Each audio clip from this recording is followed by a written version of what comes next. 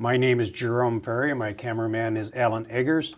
We're doing an interview with Tom Riley, a lifelong Cedar Rapidian, a trial lawyer, a senior member of the Tom Riley Law Firm, an author, former Iowa legislature, and senator. Tom, when and where were you born? I was born in Cedar Rapids at Mercy Hospital, as a matter of fact, on January 9th, 1929. What was your father's name? Joseph W. Riley. And your mother? Edna M. Riley. And what was her maiden name? She was 100% Scotch. Her maiden name was Kyle, K-Y-L-E. Did she live up to the Scotch tradition of being very frugal with her? Yes, I would say she would relate to that legend about the Scots. What neighborhood did you grow up in, Tom? It would be Garfield School area or Daniels Park, which are virtually the same. You have some neat old photographs here of your father. Do you remember your grandparents? Very much so. Were they around that you could be active with them? During my childhood, they were in Cedar Rapids, but by the time I was in college, they had moved to California, and I visited them there. In fact, one time I hitchhiked from Los Angeles to Sacramento, and that's another story. But it was an interesting bit of hitchhiking Episode. Yeah. What was their names? John and Edna Kyle, and same as my mother in terms of her first name. Yeah. What was your dad's occupation? Well, he began and learned as a machinist how to operate equipment of that kind, and he eventually, of course, became the production manager at Iowa Man, and then vice president in charge of production there. He was the gentleman in the white shirt there. And then the picture off to the right, we're out in the factory itself. Iowa Man was in the business of producing what? Rock crushers for making gravel, so the roads, and also asphalt plants. And then later, of course, they brought into the market the machine that lays out asphalt when the road is being repaired or it's a new road. This was during the war years of World War II. Yes, but not the asphalt layer. Yeah. That came later. But the equipment they manufactured. Yes, and they won awards from the Department of Defense because of the work that they did, helping the war effort in airstrips, for example, for our Air Force, and they worked 3 shifts a day, 7 days a week at that time. Yeah. You had mentioned that he worked one day for Universal Engineering. Yes, he had been approached by Universal Engineering, which incidentally was an older company than Iowa Manufacturing. It had started making rock crushers and so forth before Iowa Manufacturing existed. And he went over there and took the job. He was paid a few more cents than he was getting. And he worked one day because that night Howard called him up and said, "You're coming back here, Joe," and gave him, I suppose, a higher amount. And so my dad did that and returned to Iowa Manufacturing. He was too embarrassed to ask for his money from Universal because his short tenure there. Did they have any strikes, any prolonged strikes while your dad was? Not when he was really in full charge, but there was one, I remember in the Depression, that there was a strike that was very bitter, and I remember watching people throwing things such as bricks and rocks in the windows of the assembly room. I picked one up and threw it too, and I wasn't very old then. But after that, and my dad became fully in charge of the production end, there were no strikes. They came close a few times, but there were no strikes. In doing my research, I had read that he had a very good relationship with the union people in the plant, that they had a lot of respect for him. That's what I heard also. And then you have a, excuse me, a very nice photograph of your mother up there. She was a wonderful lady. Yeah. And then one of little Tom laying on a blanket. Couldn't prove that by me, but that's what I've been told. This neat picture, are these what you would have called knickers that Yes, that's what we boys, did call young them. boys wore back then? I'll tell you, we had boots that with little pocket knives that went on them. Not allowed today. Did I ask you what neighborhood this was? Yes, you did. Oak, it was Daniels Park and Garfield School. So what did young Tom do with as a young boy? Did you have a paper route? Yes, I did. And I'm not exaggerating when I say it was the worst in town in terms of work. It went from 16th Street all the way up to Beaver Park, and some side streets, many side streets, including Brucemore in the process. It was a tough one. A wealthy neighborhood, or wealthy Very, at that time? very or wealthy, yes. Of course, when you went to Brucemore, did Howard Hall have the lions and the dogs? And He did, and I had to more than once stand behind the bicycle and keep away from having, because the dogs they protected their owner. what kind of a salary did you get paid for delivering papers? It came to $7 a week. There were 125 or so subscribers to the Gazette at that time. Did delivering papers in a more upscale neighborhood, were the tips good? At Christmas time, I got $65, and that was one heck of a lot of money in 1944. Yes, it was very pleasant to during that week, during the Christmas week. But the rest of the time, it was a long, long trip. Did your folks make you turn the money over to them, or did they insist that you save a portion of it, or could you use it as you wished? Well, they didn't interfere with my use of it, but $7 even then didn't go a long ways. Where did you go to school? Grade school? Grade school was at Garfield, and then at that time, Franklin was both a junior high and a senior high school, and I attended both. I mean, once I graduated from Garfield, it was 6th grade then, and started 7th grade at Franklin and stayed there until, well, I didn't graduate from Franklin, as a matter of fact. I had enough credits so that I could leave school, and I didn't actually graduate because that was a year later, and I was already down. I was allowed to enter the university with the credits I had, so I really didn't actually graduate from Franklin. Did you have any brothers or sisters, Tom? Yes, I had one of each. And this one here with the two boys, this is your brother, what was his name? Connie. Connie? Yeah, I named him, my mother said. Connie Mack was a famous baseball guy, and I took a liking to that name, and I was only 2.5 years old at that time. And of course he had to go through life with a girl's name, but it didn't bother him because everybody liked him. He had a good personality. And your sister?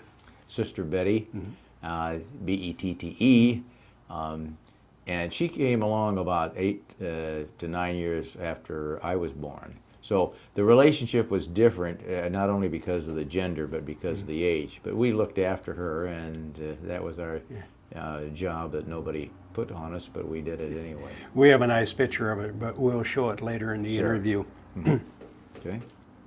Did you have any boyhood friends that you retained the friendship throughout your lifetime? Well, a number that I knew still living, good people that were children when I was a child. My closest friend was Donald Paxton, and he and I were buddies throughout his existence. He, however, went into the Air Force, and we ran into each other. I was a JAG officer during the Korean War, and he came to Craig Air Force Base for training from single from multi-engine rather planes to fighter planes, and he was killed in during the Vietnam War when his plane was shot down over Laos. Did you play a lot of baseball? Well, I played in the minor, in the midget league or whatever it's called. I think I was less than average. How about football, soccer? Did you? Well, I went out for sophomore football, and I was number 3rd quarterback, and they only needed 2. We didn't have soccer in those days. It did not. Well, that's not true. We had soccer at Garfield, but it was not. There wasn't teams playing against other schools. It was a recreational activity. It was not a sport as far as this country was concerned at that time. It still isn't really, in a way. I mean, but there was none then. In this time period, the M&J leagues in the area would have been quite active at that time. What were the M&J leagues? Well, first of all, the M and the J stood for manufacturer and jobber, and it was a semi-pro league that had some really talented players on all the teams. Iowa Manufacturing entered the M&J League. I don't know when, but it would have been sometime in the 30s. I don't think it was earlier than that. And it was kind of funny because Howard Hall would come over and watch the games, and he started hiring players from other other companies, paid him more money. There was Bill Rucker, for example. I think he played for the light company then, and he was hired to come over and do work at Iowa Manufacturing so he could play baseball. And Howard's teams won a lot of championships during the years. And you become involved with the M&J League yourself. Well, yes. I was given the opportunity to be a bat boy, and I enjoyed doing that. And my brother, he succeeded me.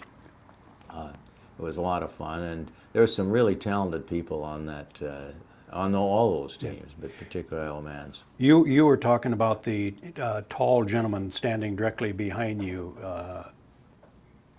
Do you remember? Yeah, I think that was Bill Rucker. Mm-hmm. And who was Bill Rucker? Well, I think he played first base, but don't hold me to that after all these years. But he worked at Iowa Man until he retired, and I knew he had a business selling worms to fishermen and that sort of thing in Marion. Mm-hmm. I don't think he's alive now. Pretty sure not. And then the pitcher next to that's your brother as a bat boy. Say that again? The pitcher next to this, your brother is the bat boy in this picture. Oh, you have it there. Okay, mm-hmm. That's right. Mm-hmm. Mm-hmm. This M&J League, was this something that possibly replaced Major League Baseball during the war years? No, and as a matter of fact, they continued to play the major leagues, and believe it or not, I went to because of my dad's generosity, I went to the only game, the World Series that the Cubs have played in since Lord knows when, the 1945 series. And the reason they got in is the caliber talent of the league as a whole had been hurt by the war, and there were only 4F players because otherwise they would have been in the military service. So, what year did you graduate from high school? Well, I should have graduated in January of '47. That's when my class graduated. I left in the summer of 1946 and hit the streets in Iowa City and took the courses then and had a lot of fun. Yeah. Were you active in sports in high school? No, but I tell you something that is interesting to people who are a lot younger than you and I and may watch this someday. I was a cheerleader for the basketball team, and the young people do not believe that boys did the cheer leading in those days, and the girls they didn't exist as cheerleaders. And Don Paxton, as a matter of fact, was one of the cheerleaders with me during the basketball season. it was just common that all of the schools had boy cheerleaders rather than girls. Did you get to go to the out-of-town games? No, I don't think we did because that would cost some money. It was just at home. Did you have a job while you was going to high school? Many. I worked at Iowa Man during the war, and filing plans, drafting plans, and so forth. And later on, when I was in college, worked out in the yard, getting scrap material thrown in trucks and so forth. But but during the war, I worked when I wasn't working at Iowa Man. I worked at National Oats, which is right across the street almost, and that involved lifting 100-pound sacks of rolled oats. And the weight wasn't so bad. It was the oats getting into your shirt and scratching and so forth. Was it known then as 3 Minutes Oats or? No? I'm not sure which. I think it was. I think 3 Minute Oats was more of a nickname, and the corporate name was National Oats. Mm-hmm. I could be wrong on that. What type of salary did you make? You know, I can't remember for sure. Mm-hmm. But it was whatever the going rate was at that lower level. I would assume it was probably. I know at Iowa Man I got paid 40 cents. And I think I probably got more than that at National Oats because I was doing work that was a lot more difficult than filing blueprints. As a young boy, did you ever have the opportunity to go out to the Hunter Airport? Yes. In fact, once or twice when planes crashed and the whole town went out there to see the tragedy. But I did take lessons, and I think I was in college, though, when I did that, maybe the second year of college. I took flying lessons from a fellow named Harold Hall, who worked for whoever was in charge then. It wasn't Waltham, it was Hunter. Dan Hunter was running the show then. I didn't do a very good job, but I did solo twice. Did you were talking about a buzzing story. Well, that was in the Air Force when I was a JAG officer. Okay. Yeah. How about your first auto? Did you have an automobile when you high school? Yes, and I was very lucky to do so. Yeah. My dad scouted around, and in Anamosa he found a Chevrolet. It was 4-door, and I think it was about I'm guessing now it was about 1935. And it needed a little work, and we painted it and put the Franklin Thunderbolt on the door on each side, and that is what I would drive to work and to school at the same, during that same time. Was gas being rationed at this time? It was, and as I recall, I got the lowest level, which is I think a C, as I recall. And I can't remember now whether it was 3 or 4 gallons a week or something like that, but there were rationing. Your ration stamps had a C on it, and that would indicate how much you could purchase. Yes, that's right. And you also had a little stamp that went on the windshield. I think it was a C. Whatever was the least amount that you could get, I got it. And I didn't complain either. I mean, we were lucky to find a car at all at that time, because they weren't manufacturing cars. Was your dad a Hawkeye fan? Much so, and if he hadn't decided to be, he would have had to, because that was Howard Hall's favorite as well in football, in Iowa football. And my dad took me to the Iowa-Minnesota game, and until Warren Holloway caught that ball down in Orlando last January, that was probably the most spectacular, because Iowa was behind. Minnesota had a famous coach, Bernie Bierman. The Golden Gophers always were winning in that period of time. And to make a long story short, Niall Kennick, who I got the privilege of seeing, threw a ball to Bill Green, and we won by 4 or 5 points. When he would take you to these games, did you go by interurban, or would they drive down? That's a good question. I don't remember how we got there, but I took the interurban many times for other games. That I remember seeing Bob Brooks going down one time. He was still in high school, but he was doing broadcasting. When you graduated from high school, Tom, did you have any idea what you wanted to do with your life? Yes, early in my boyhood, I decided I would try to become a lawyer. And it was my mother and I remember being in the basement at the time of our home on Maplewood Drive, arguing about something. It wasn't anything of a angry nature. It was just a discussion, and I thought I had some good ideas, and that maybe I had the ability to argue a case, and so that was my goal all through high school. Was your dad able to help, or did you have to earn your own tuition? I was fortunate. My dad was vice president of Iowa Man, also Iowa Steel, by the way, which was another company that Howard Hall owned. He paid the bill, which was relatively light. It was $100 a month that he would give to me. 65 went for board and room, and 35 went for movies and things like that. The tuition that year was, for a semester, full semester, was only $65. I told the president recently, scorned of that, and he was amazed. Did you have a high school sweetheart? You know, I didn't. I didn't have a particular girl. I had a few dates here and there, but I can't recall. Well, there was a blonde that looked like the Marilyn Monroe later, and she was a very nice girl. You had mentioned an Erlita.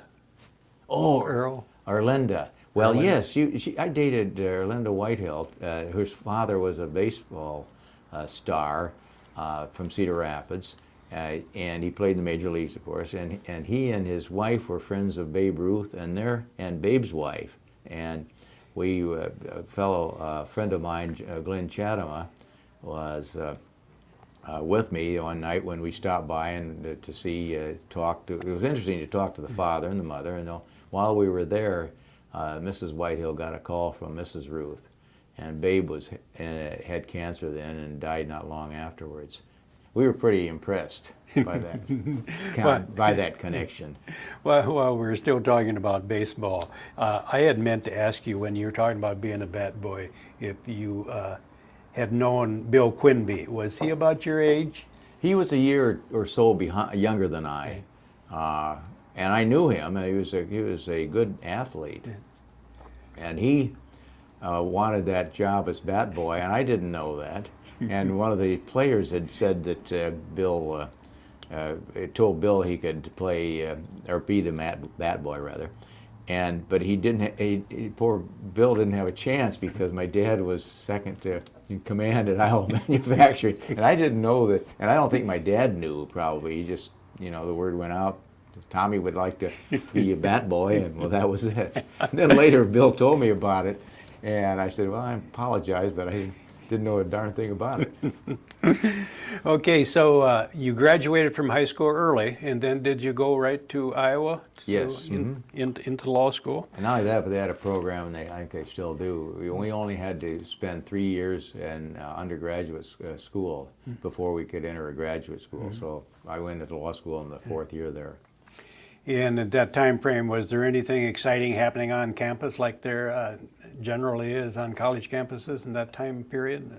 Well, it would be the same as other colleges. No, we had no protests. No protests. There wasn't the Korean War did break out. I think it was in '51, and I was in my second year in law school at that time, and the draft was on.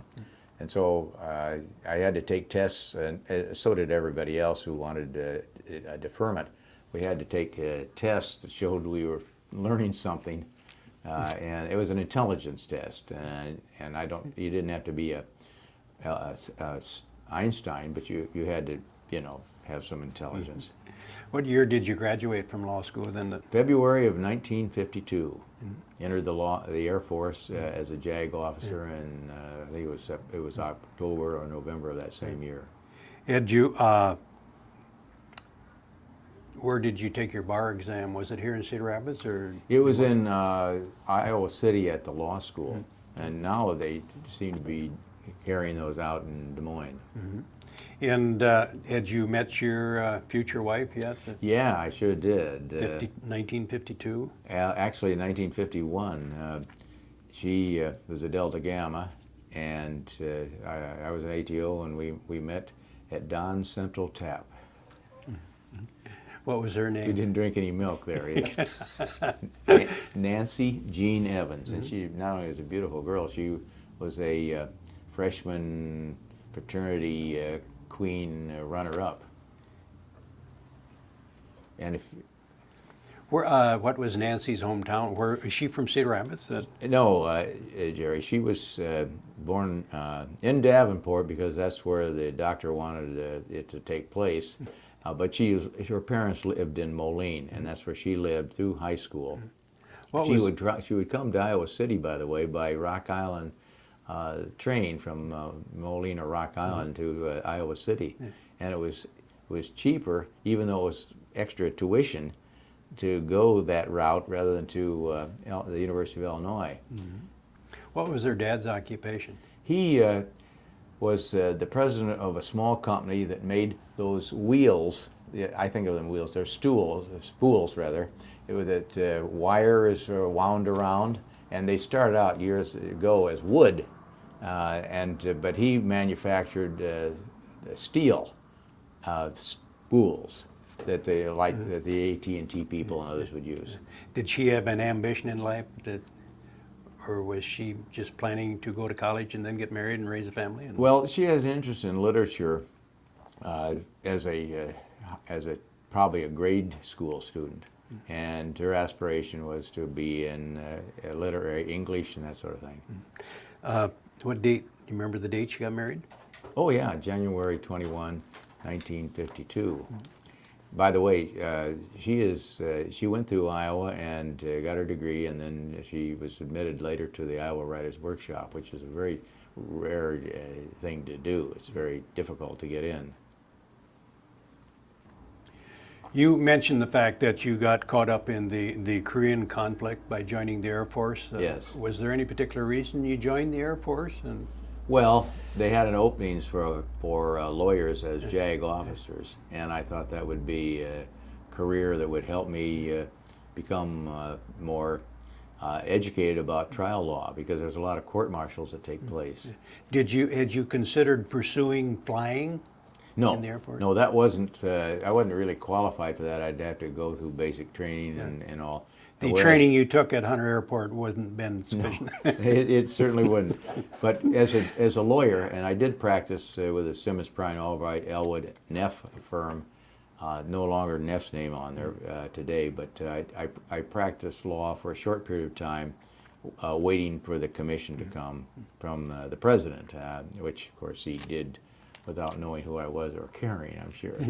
You had mentioned you were a JAG officer. Yes. Did you say what JAG stood for? It stands for Judge Advocate General, and it's that department.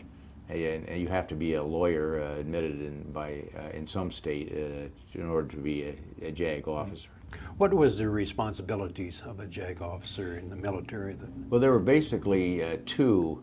The first and probably most important was handling court martials, discipline of the members of the Air Force, and the other was to provide legal services to officers and enlisted men. If they needed a will, we would prepare it, and that sort of thing. It's sort of civil work rather than criminal work.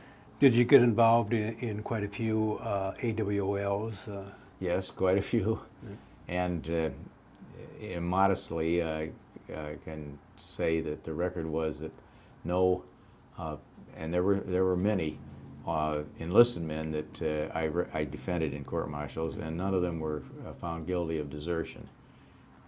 We couldn't get them out of AWOL because that is a matter of you're either there or you're not, and every one of them would testify that they intended to come back. Where were you stationed? Well, the first base was in Texas at a little town called Victoria, and that is no longer in existence. The second base I was at was in Selma, Alabama, and that was Craig Air Force Base. And Selma, Alabama later became a hotbed during the civil rights years.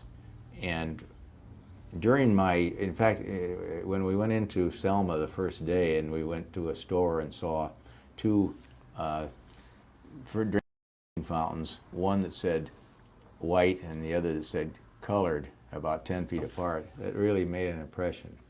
Not a good impression, obviously. And I represented officers and enlisted men's wives who were not treated properly if they were African Americans. Then what year were you discharged?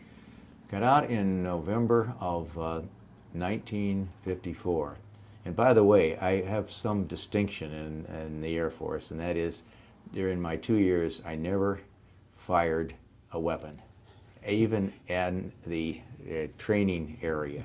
I would be assigned to go over there, and then there'd be an order coming down from the wing, saying that he goes out, rift out, reduction in force, and so well, there's no point in having him fire a weapon over there. That'd be canceled. Then I'd be renewed again, or not renewed. They canceled that. That happened 3 or 4 times, and I never fired a weapon. I think that's not very many people can say that. What rank were you when you discharged? I went in as a first lieutenant, and was released from active duty at the war had ended as a first lieutenant, and then as a reserve officer, I got a notice that I was now a captain in the reserve, but fortunately I wasn't called back. At the end of your tour of duty, had you been giving any thought maybe as to what you were going to do when you got out? Well, I pretty much knew, Jerry, that I was going back to the Simmons Prine law firm. It was the law firm that represented Howard Hall, and I had done some work in the courts there in Cedar Rapids with the firm before I went into the Air Force. How many partners were there in the firm at that time? There were 5, Simmons, Prine, Albright, Elwood, and Neff. Prine, by the way, was the brother-in-law of Howard Hall. Was he a outgoing person like Howard was, or more He was reserved? he was a very nice man, but he didn't have nobody had the personality that Howard commanded. Charisma, yeah.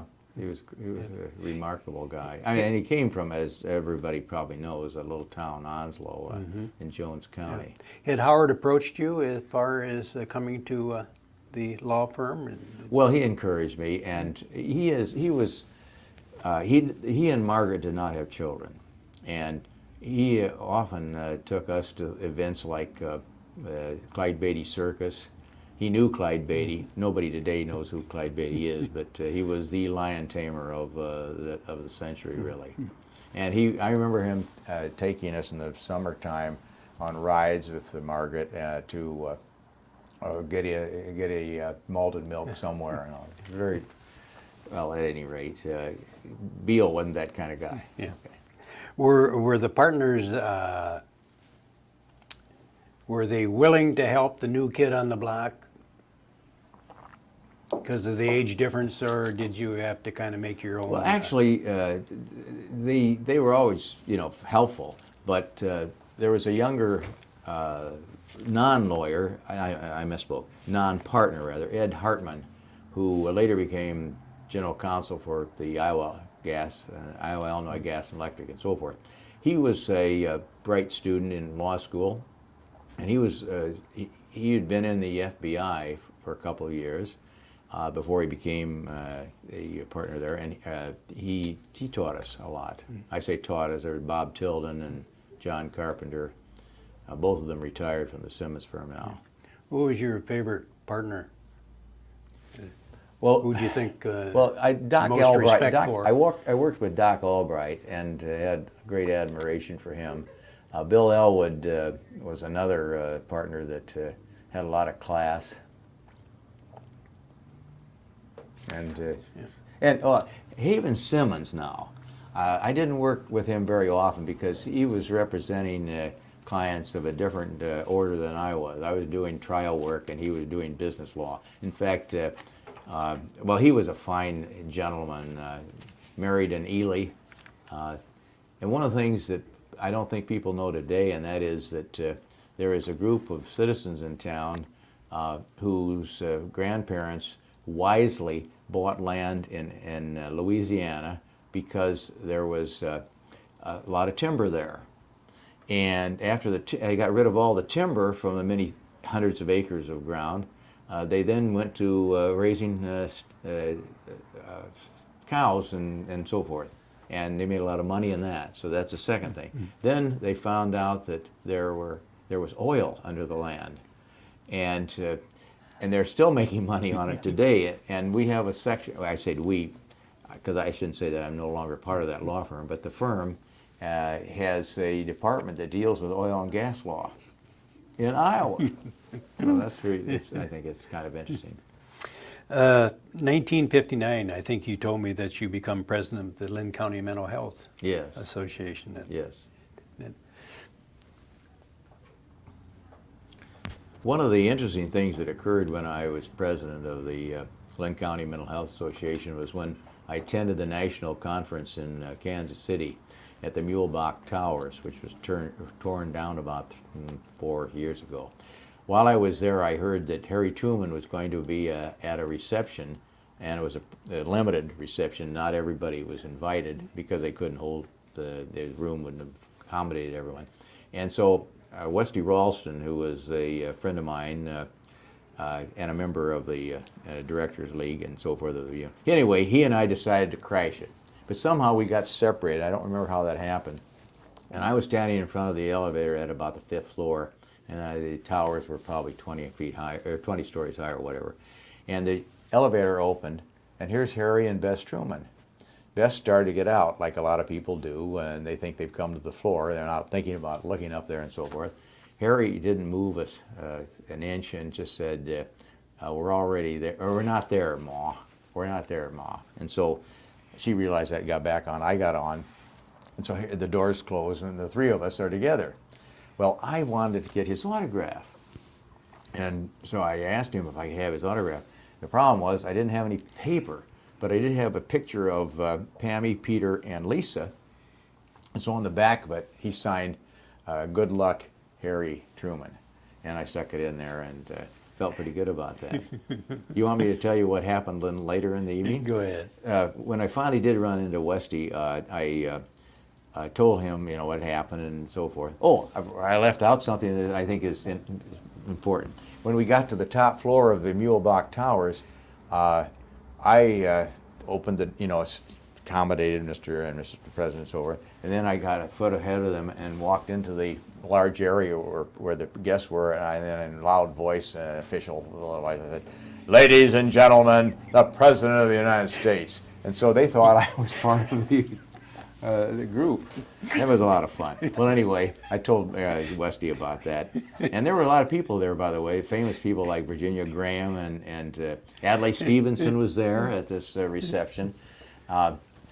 I was awfully lucky to have been in that lobby at the time, or in that hallway at the time when the door opened and Bess stepped out. Anyway, Westy and I wanted to get Westy a autograph like I had gotten. And so, you want me to tell the whole story about what Harry said? Yeah, go ahead. Anyway, Westy said they got to be coming down this way after the speeches and so forth. Let's park here, and we did, and we got our seats. And sure enough, and Harry Truman gave a very short speech. There were some funny speeches, but his was short, and he said that he knew that some people would like to get autographs. But he said, there isn't time tonight, but if you come around the library tomorrow, I'll do it. He knew that many of the people there would drink too much to get up and go out in the morning.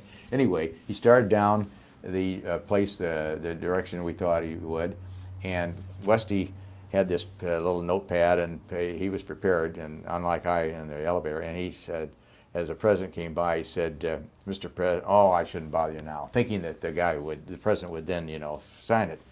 He got something better than an autograph. The president put his arm around his shoulder and said, young man, you got the right idea. The rest of these people, are like a bunch of dogs. They see one peeing on a fire hydrant, and they all want to pee on it. And I think that was a better thing than getting an autograph. You can get those pretty easy, but they're a little anecdote. When did you finally then become a partner in the firm? Yes. You, Yeah, 1960, I became a full partner. then was there a name change? I'm sure that. No, no, they don't do it that way.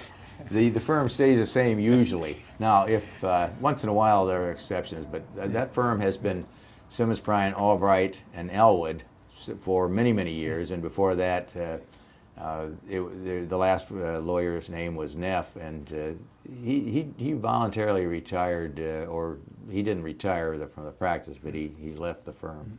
What does a partnership? What does it entail? Do you share expenses, share profits, or? Definitely, and whereas the associates are paid a fixed salary, and the partners, they take, usually if it's run right, they make a lot more money. So when you started at the firm, you was an associate? Correct. Mm-hmm. What type of law are we talking about here?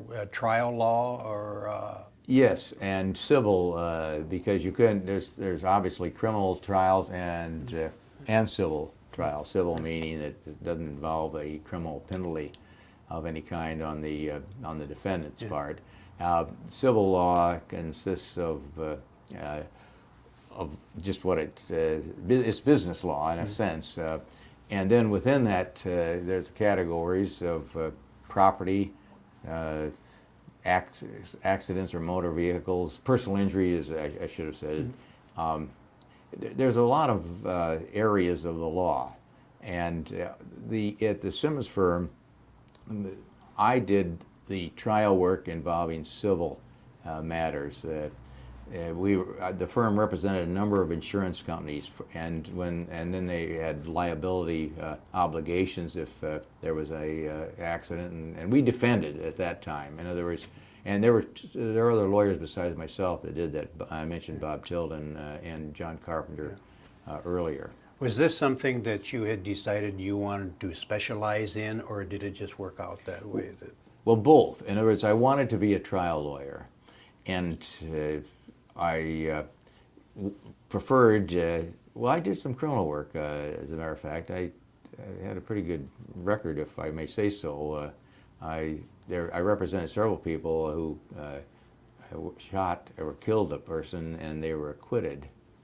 So, but that was not the major area. It was all representing people who were accused of negligence, tort law, in other words. Yeah. In 1960, you become very interested in the Iowa legislature. Yes, I did. Why?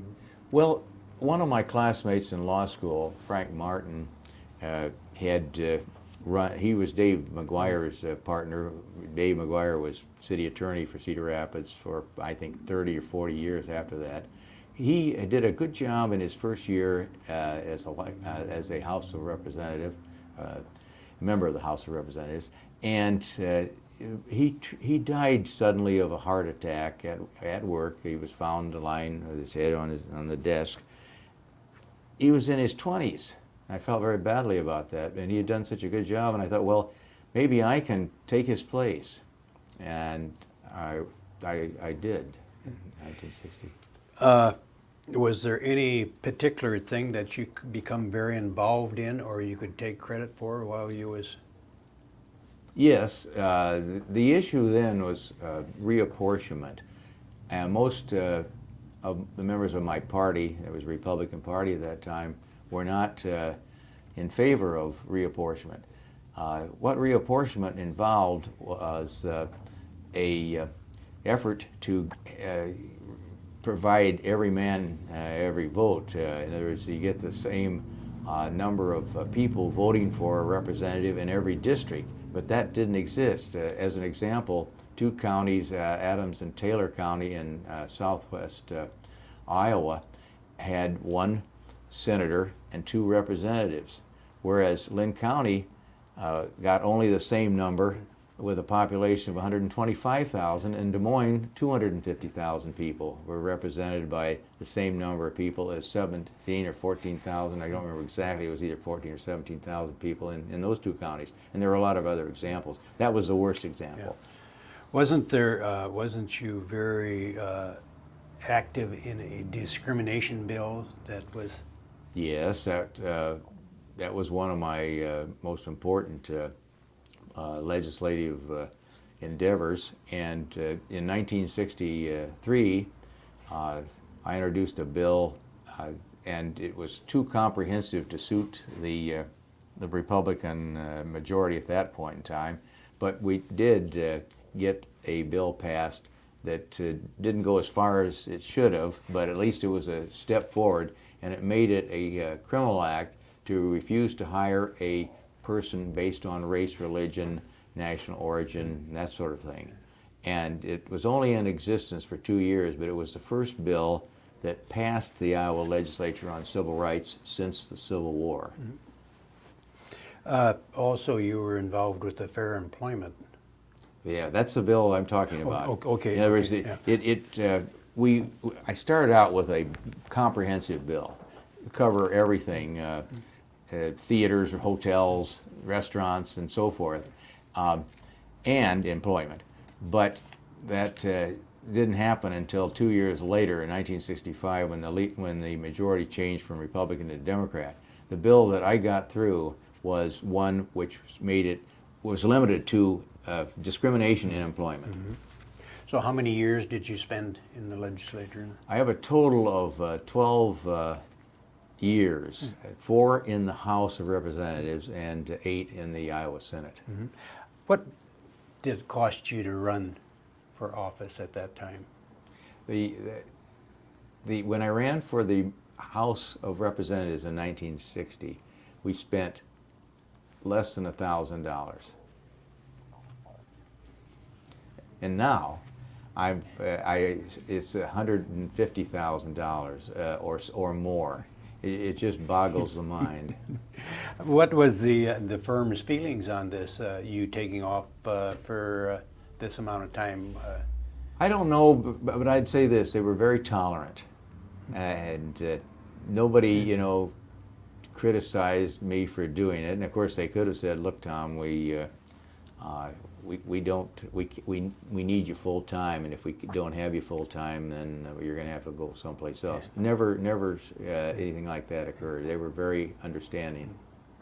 You were telling me that midway through your second term, you resigned from the House. Why did you resign then? Well, well, that was when I'm trying to think what year that was. I think I was in the House then.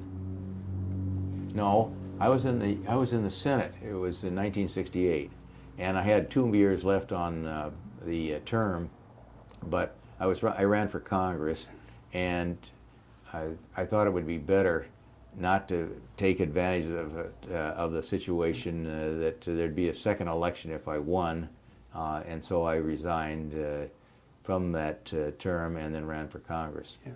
When you did run for the Senate, was it a very competitive race? You were talking about that it was hard to win from a heavily populated area.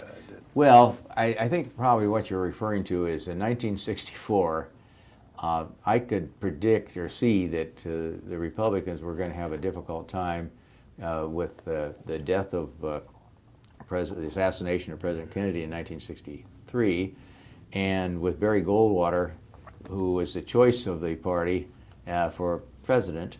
He was very conservative, although actually he was much more liberal, as it turns out, than the present Republican majority.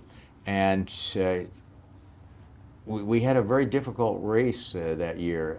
I was fortunate to win my seat in 1964 to the Senate, but I was the only Republican to win an election from any county that was well, it was from any county, period. The large cities all went to Democratic. Mm-hmm. And I was the only one to win a seat that came from a county that had much of a population, mm-hmm. to put it that way. When you left the Senate, you were the Senate chairman? That, No. no?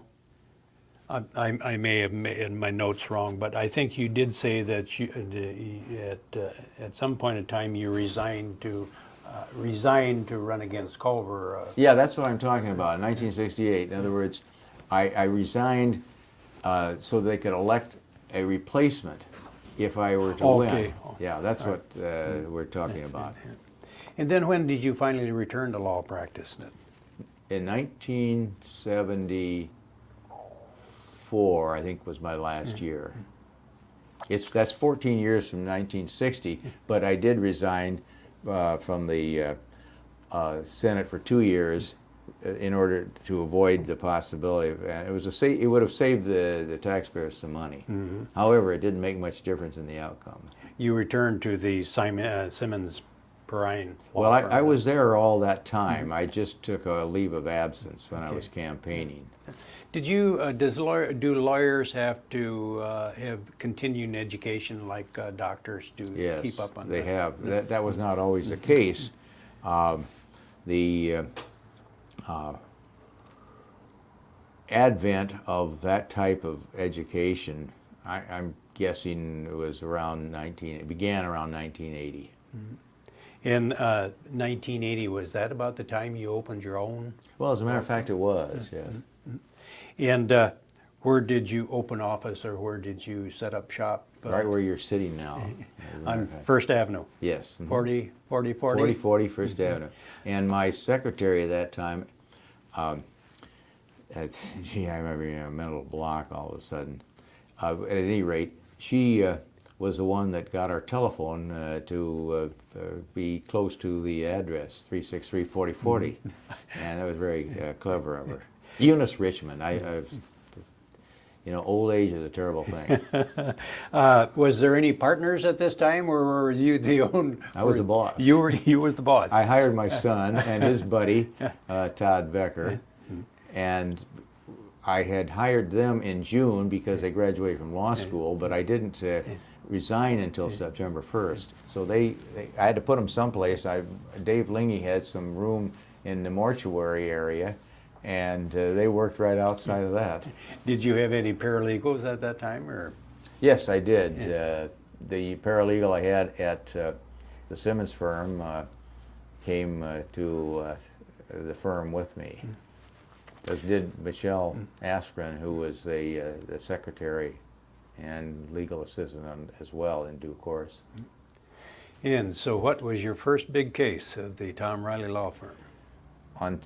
We opened on September 1, 1980, and a young man, Michael Kim, came to me and said that his wife had just died from toxic shock syndrome, having used a Procter & Gamble Rely tampon, and would I take his case.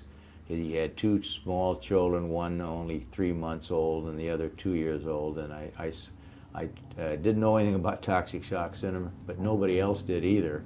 And I took his case, and we tried it. It took 2 years to get to trial, and we won the case. It was the first case in the United States that was won by a plaintiff. Did you have any idea how big this was going to turn into, how big of a... And no idea of the magnitude that it actually took. There were so many cases, and having won the first case nationally, we got many cases referred to us by attorneys throughout the United States. There were several in several in Iowa, rather. There were 2 in Iowa, in Cedar Rapids, rather, and about 4 or 5 around the rest of the state at the time, plus cases from California to Florida to New York. Why was it that you didn't pursue litigation through a class action lawsuit? Because it just wouldn't work. It's a tort case. There's individuals in terms of their damages, in terms of their age, it made a difference. We're talking about a medical, and we did try to get multi-district litigation, but that didn't work out in terms. I'm talking about now, not originally with the first case, but later on. The class has to be related, and this wouldn't have worked there. Procter and Gamble was kind of a Goliath. Did any time during this time period did you feel that your firm was maybe inadequate, or I wouldn't use inadequate, but we were certainly outnumbered. They had probably 20 legal assistants, and they had at the counsel table 4 lawyers, but they had more lawyers back at the space they rented on First Avenue and 2nd Street. They took a whole floor of space. They had the advantage of having the court reporters, not just one, but 4 or 5 court reporters that would take turns for 10 or 15 minutes taking down the testimony, so that by noon they would have almost the entire testimony that morning, and then at the end of the day we had to keep notes, but of course that was inadequate in terms of dealing with a court reporter. They don't miss a letter in the testimony. Just one example of how they had benefits. One of the lawyers was a doctor as well. So, and this was a medical case. did Procter and Gamble, did they think they were up against a large law firm? Or No. did they know how small of an operation? Oh, they would have known that from day one, as soon as the lawsuit was filed. They'd probably have checked you out. Oh, I'm sure they did. They didn't make any effort at settlement, which is surprising. I thought that they probably would at least make an offer in the range of $100,000 or so. That they wanted to win that case because it set a big precedent. Once we won it, and then of course they appealed to the 8th Circuit Court of Appeals. This is in federal court, and so the case was upheld. And that really put them in a bad situation, and they had to go out and settle then. With a lot of cases, some went to trial. We were the only ones to win a case against Procter & Gamble. Lawyers that tried them in Detroit, I say Detroit because a famous lawyer from San Francisco had, who represented a lot of individuals, famous people. His son tried the case in Detroit and lost it to Procter & Gamble. This case had a lot of national coverage, did it not? Yes, it did. For quite some time. Yes, because women were dying from apparently a harmless product. You had mentioned Dan Rather, CBS had given you the sketch up there on the wall. Oh yes, they during the CBS News prime time here, it would be 6 o'clock. It would be 7 o'clock in New York. They covered the story, and I was interviewed, as a matter of fact. And then, because federal court to this day does not allow picture taking during the trial, they have people that draw the pictures. You've seen some in the Michael Jackson case recently, I'm sure. And that on the wall there was done by a local artist. And during the arguments, there's a picture of me. I think I'm holding something, maybe a glass of water, and while doing the. Was it at this time that Diane Sawyer had? That was another case. That was a case, really a tragic case. And what had happened is a young man from Texas came to Iowa to the university, and the reason he did is because he had cancer and he needed a cell. He needed one of those bone marrow transplants, and it turned out there was somebody a patient who had the DNA, let's call it, for it to be used as bone marrow. But they wouldn't identify who she was because it was a mistake. They shouldn't have told him it existed. They had to first of all get her permission, and they did get her permission. And so here you was. Well, anyway, we filed a lawsuit. The district court said they should reveal the source because you've opened the door, and the Supreme Court later said no. They have the right of privacy. You can sue them for damages. Well, what good is that going to do somebody who's going to die?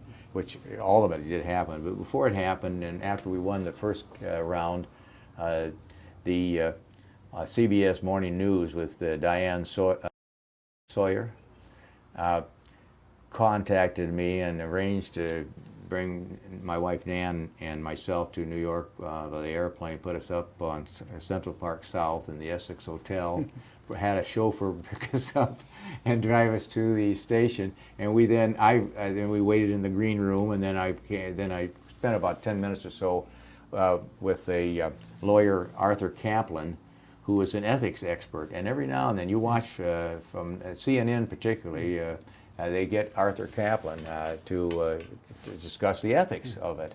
And he and I debated it, and one of my friends, the lawyer in Cedar Rapids, said, I was watching my television and I see Tom Riley on the show. What are you doing there? You know, and so forth. It was kind of exciting.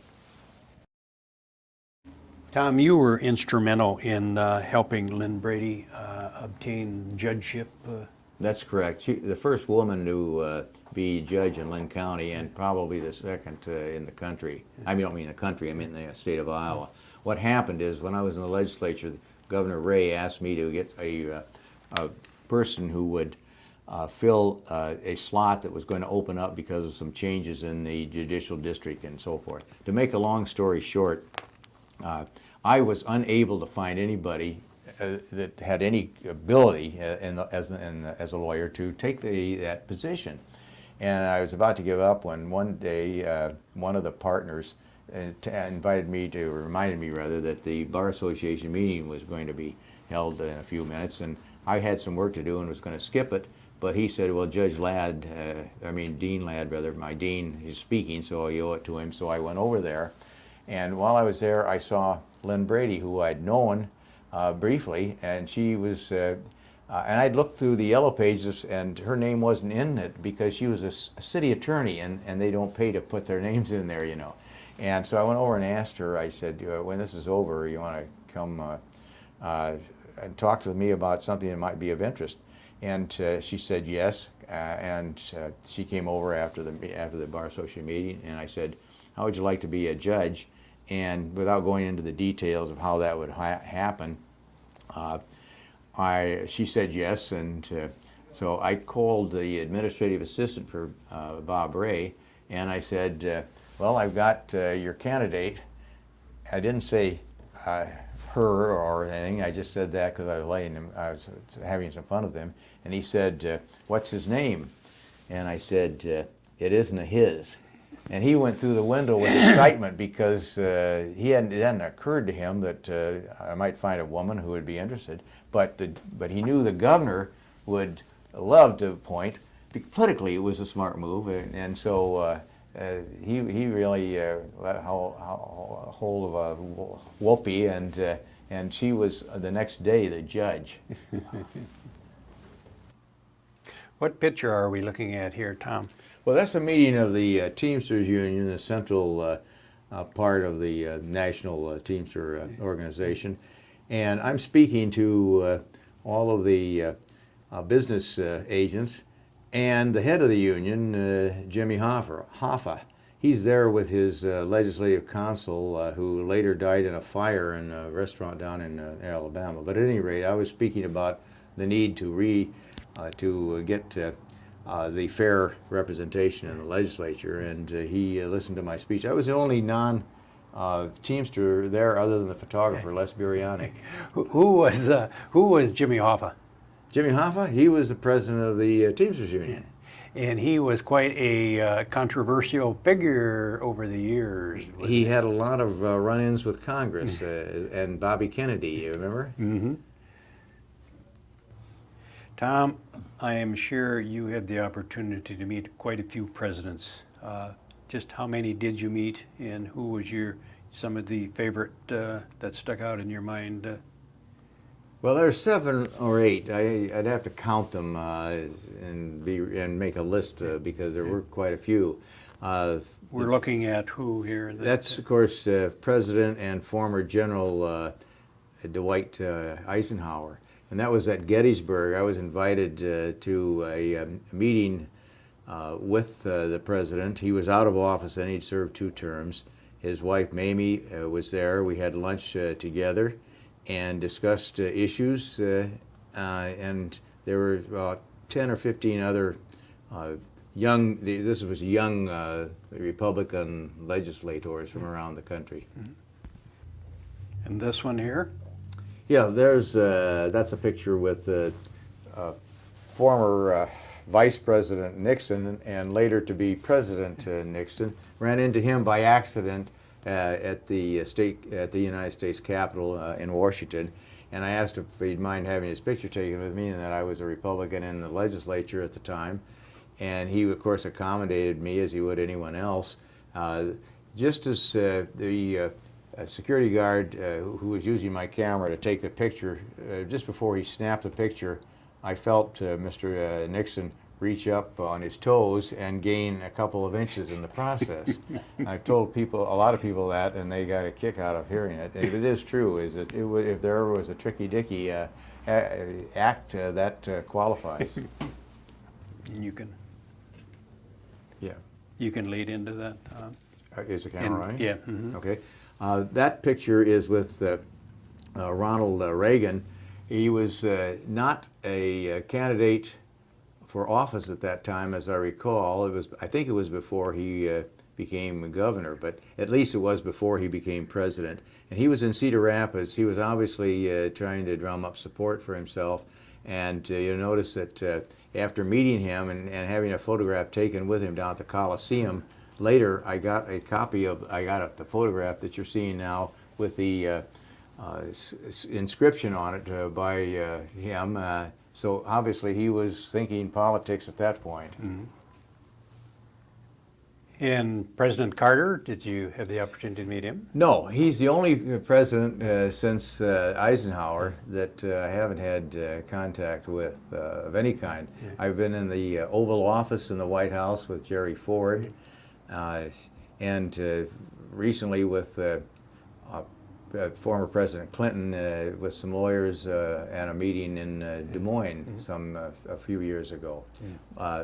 And I should say that although I watched George Bush at the presidential debate, the second one this year, Nan and I got a chance to be attendees at that, I haven't met him per se. Although I slept under the same roof with him.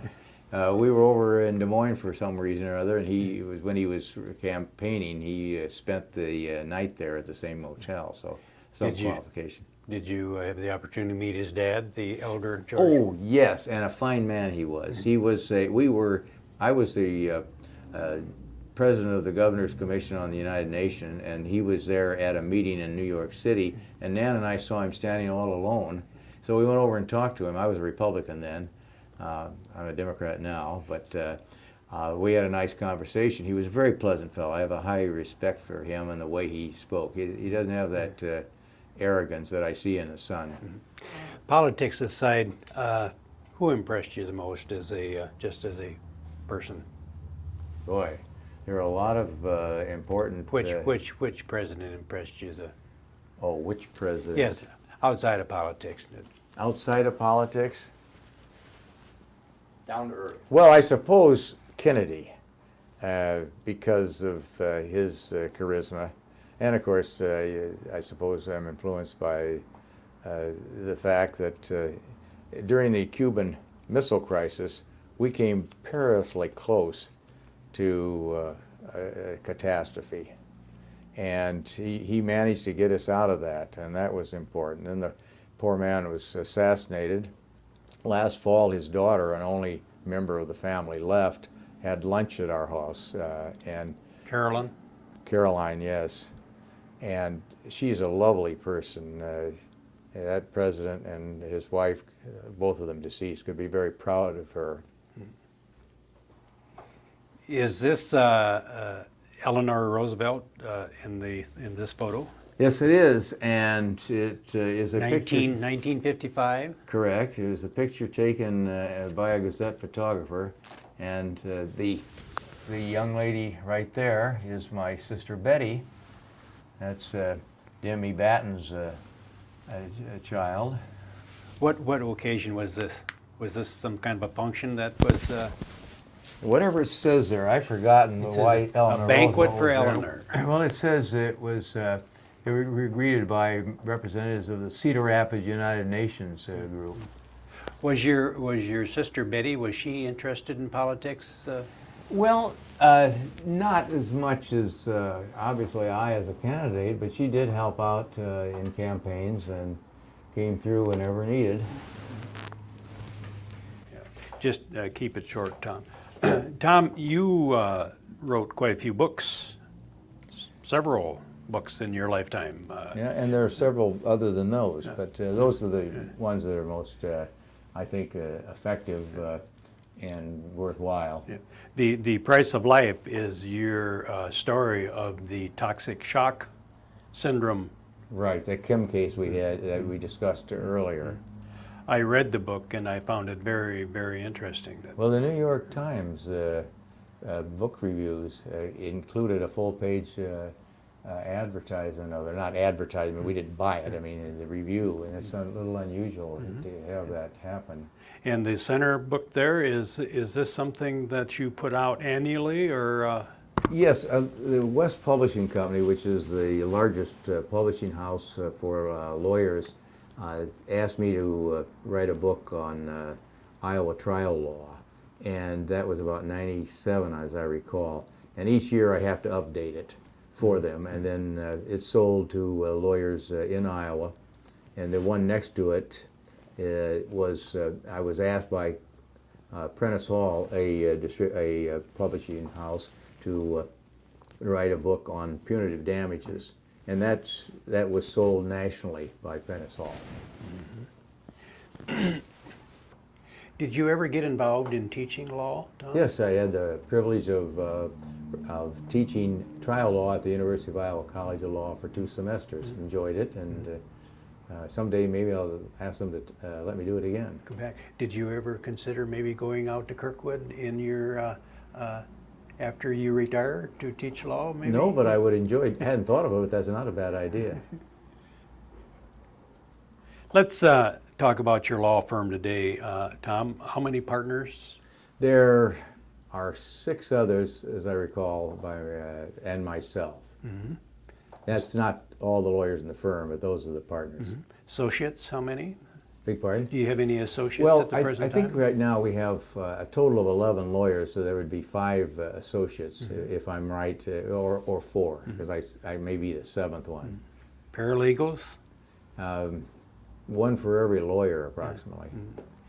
Your law firm is known as the largest plaintiff Yes, that's correct.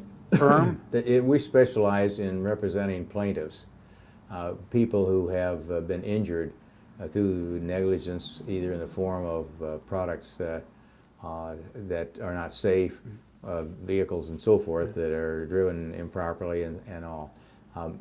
Negligence by professionals, lawyers and doctors. And that we're the largest in Iowa. We're the largest plaintiffs' law firm in Iowa. Who makes up most of your client base? Well, because the average people predominate, it's the average people. You know, people can be injured no matter what their economic status is. And I would say that our clients represent the population of Iowa. What is it about trial law that's kept you turned on for so many years? It's a lot of work involved. Well, I'll give you an example real quickly. There was a young man and his wife who had a child that was supposed to be delivered by C-section, and instead a doctor who claimed to be an expert in delivering babies who have been in a upside down status It turned out to not have done it for 10 years, that is, to deliver a child of that kind. As a result, the child was delivered partly and then wouldn't go all the way and had to be shoved back in, and a C-section performed. That child has everything wrong with him: blind, cerebral palsy, and just didn't have enough oxygen because of the delay, and how those people are expected to take care of that child, and they will. But we got a settlement for them in excess of $5 million. That's not enough, but it was better than if she got nothing. And that's what the law is about: is to give people who have been the result of have suffered from somebody's negligence, and we feel some satisfaction in addition to the fee we earn for helping people in that situation. You and Nancy have been very active throughout your lifetime, and you have given an awful lot back to your community. In fact, I think you were telling me that you and Nancy even endowed a scholarship at Cole College. Yes, for Donald Beck, since memory. Your friend, your childhood friend, correct. Jonathan. You also were, you collected art for quite a few years. And we still are every now and then.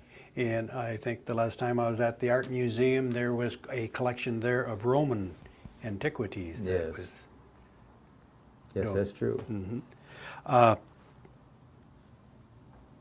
You see, the advantage there is that we can go down and see the sculptures whenever we want to, but we won't have them falling over on our grandchildren and breaking their necks. Or worrying about something happening to them. Or Yes, and they're very heavy. They're marble, and one or two of them very difficult. And if they fell off a stand, someone could be seriously injured.